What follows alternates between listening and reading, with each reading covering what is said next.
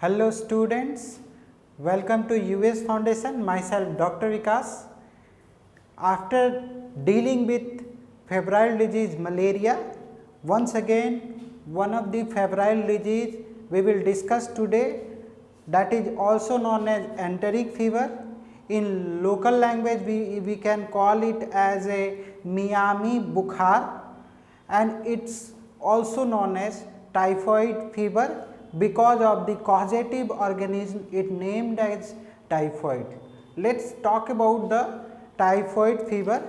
First we will deal with in this slide we will deal with the introductory part. It's a very large topic, so we will discuss with 3 different classes. So start with first typhoid fever. It is also known as enteric fever, and it is an acute illness associated with causative organism Salmonella typhi bacteria.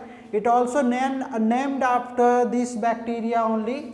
It can also be caused by Salmonella paratyphi, which cause less illness.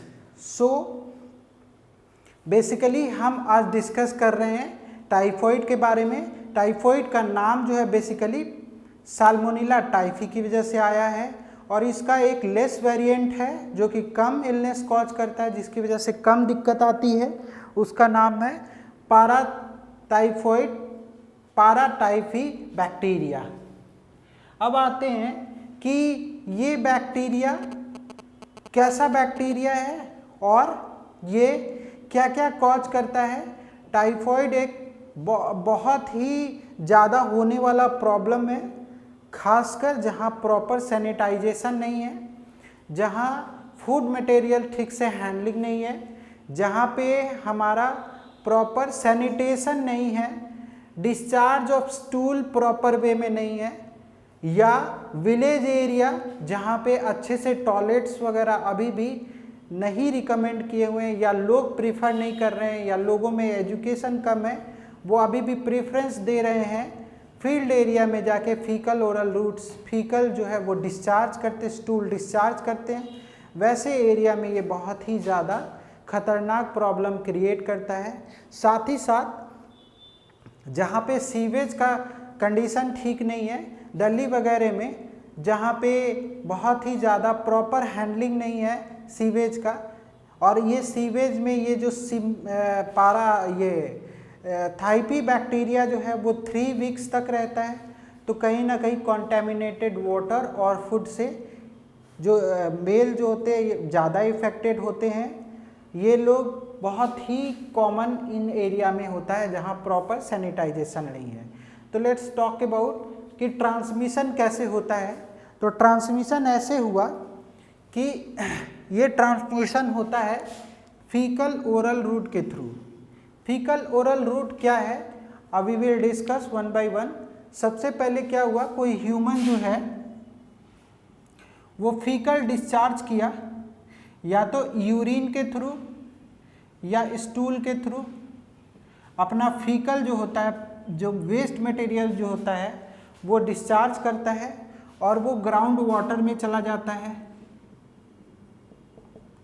और यहाँ पे मान लीजिए कहीं पे पानी का सुविधा है, वहाँ से लोग पानी ले रहे हैं, लेकिन उसको प्रॉपर क्लीन नहीं कर रहे हैं, या उसको स्टेराइल नहीं कर रहे हैं, और उस पानी को वो कंज्यूम करते हैं, तो क्या होता है उसके अंदर जो बैक्टीरिया होता है वो ह्यूमन में ट्रांसफ़र कर जाता है, उसके अंदर चला जाता है। तो ये है फीकल ओरल रूट। अब इसमें ये ट्रांसमिशन का एक तरीका हुआ कि यूरिन और स्टूल जो है पास करते हैं, और ख़ासकर ये कहाँ पे ज़्यादा खतरनाक हो जाता है, विलेज एरिया में, जहाँ लोग अभी भी प्रेफरेंस करते हैं ओपन फील्ड डिस्चार्ज में।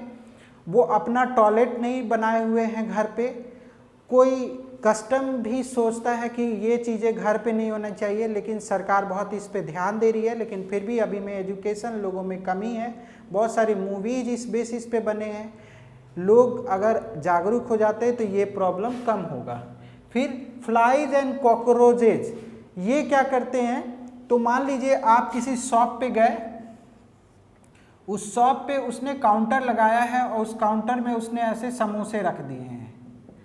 अब क्या होगा कि यहाँ पे फ्लाई जो है वो बैठेगा और ये अपने पंजों में वो बैक्टीरिया कैरी करेगा और वही फ्लाइज कहीं जाके दूसरे के खाने में, जहाँ पे उसने खाने को कवर नहीं किया है, वहाँ पे जाके बैठेगा और वहाँ पे सैल्मोनेला टाइफी कॉज करेगा और वहाँ से जो है वो चीज़ें दूसरों में ट्रांसमिट होगी। तो मोड ऑफ ट्रांसमिशन पहला है फीकल ओरल रूट और दूसरा है फ्लाइज एंड कॉकरोच।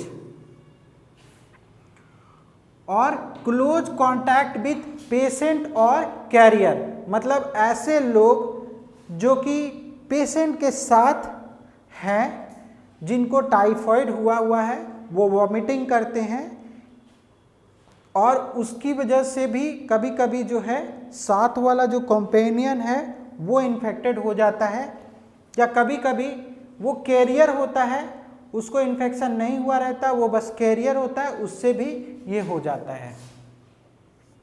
इसके बाद कॉन्टेमिनेटेड फूड एंड वाटर, ऐसे जगह पे आप जाके वाटर कंज्यूम कर रहे हैं जहाँ कोई स्टेरिलाइजेशन नहीं है, प्रॉपर क्लीनिंग नहीं है वाटर का, तो वो पानी आपको देंगे और वो पानी कॉन्टेमिनेटेड होगा।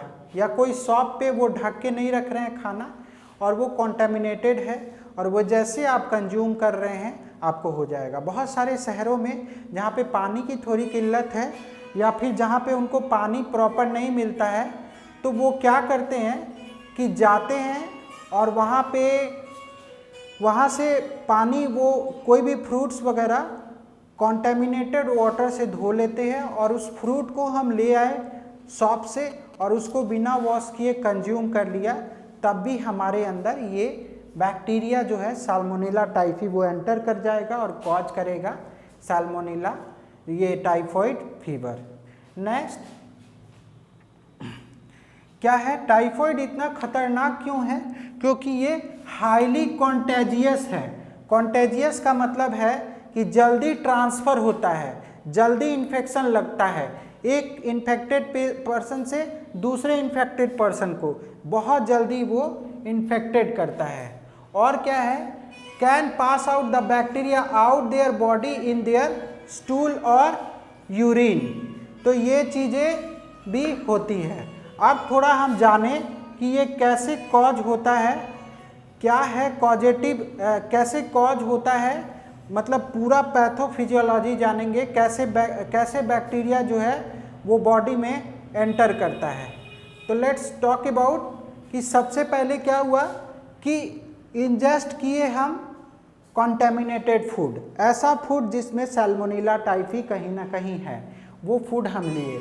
इसके बाद क्या हुआ, वो बैसिलाई जो है वो स्मॉल इंटेस्टाइन में चला गया, वो स्मॉल इंटेस्टाइन में चला गया और वहाँ पे क्या किया, वहाँ पे माइक्रोफेज, जब भी बाहर का कोई बैक्टीरिया आता है तो हमारे बॉडी का जो माइक्रोफेज है उसको खाने चला जाता है, तो उसको खाने जाएगा और उस बैक्टीरिया को लेके वो लिम्फ नोड में चला जाएगा। कहाँ के लिम्फ नोड में? तो इंटेस्टाइन, हमारे पेट के लिम्फ नोड में चला जाएगा। इसके बाद वहाँ पे लिम्फ नोड पे सैल्मोनेला टाइफी जो है वो मल्टीप्लाई करेगा और इसके बाद वहाँ पे पेशेंट को तब से डायरिया का सिम्टम आना शुरू हो जाएगा।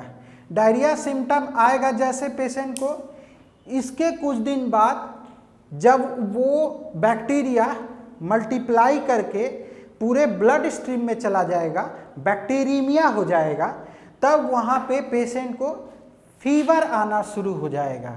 इसके बाद सैल्मोनेला टाइफी जो है मल्टीप्लाई करेगा नंबर में और फिर वो इंटेस्टिनल ट्रैक्ट के थ्रू स्टूल में जाके फिर वो बॉडी से बाहर आएगा। तो ये टोटल पैथोफिजियोलॉजी है, कैसे बॉडी में एंटर करता है, कल से कैसे मल्टीप्लाई करता है, कैसे इन्फेक्ट करता है और फिर कैसे वो बॉडी के बाहर चला जाता है। नेक्स्ट क्लासेस में we will discuss about the various sign and symptoms of typhoid fever and investigatory part of typhoid fever. That's all from this slide. Thank you.